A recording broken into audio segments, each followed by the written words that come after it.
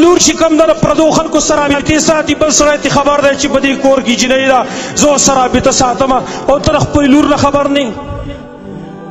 تا چې خپل زوی د پلاس کې موبایل ورکړی دی ته د هغه جانچ پړتال نه سې اخیستلی ته د هغه محاسبه نه شي کولی چې ته په څه استعمالوې په دې باندې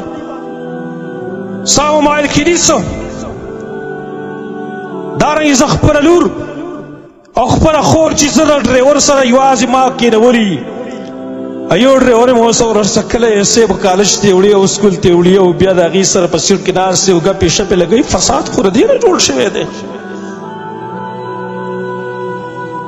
د جنۍ څه کار دی چې د پردي ډریور سره ګپې شپې لګوي په مخکې سیټ کې ورسره یوازې ناست دي د موبایل رابطې ورسره وي دا خو موږ دا نقصان کړی دی موږ ظلم او زیاتې کړی دی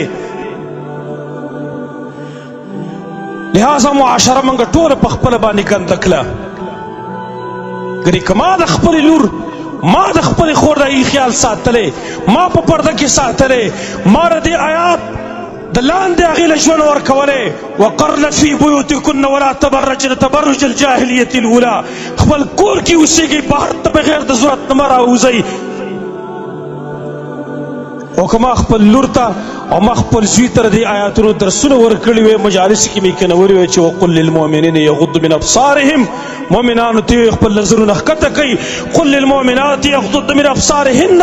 مؤمناتو ښځو ته وی چې خپل نظرونه ښکته کوي معاشره به ولې ګنده وي